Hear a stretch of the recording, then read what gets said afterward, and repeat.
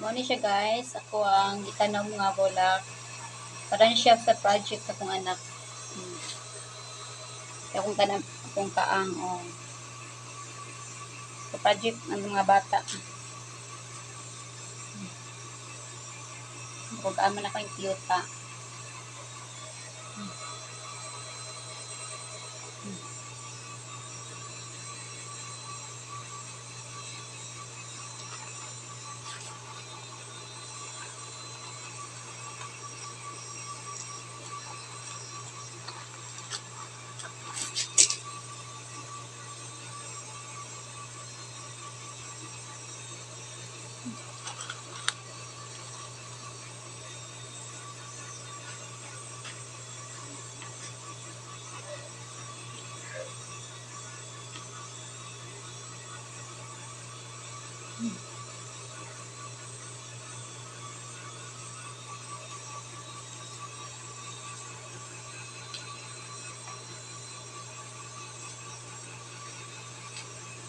Nidot siya.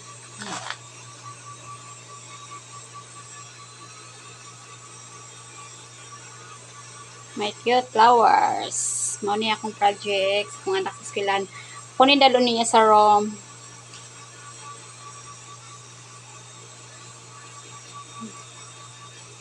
Tingnan. Ganda. Doon ni siya kakuan saha.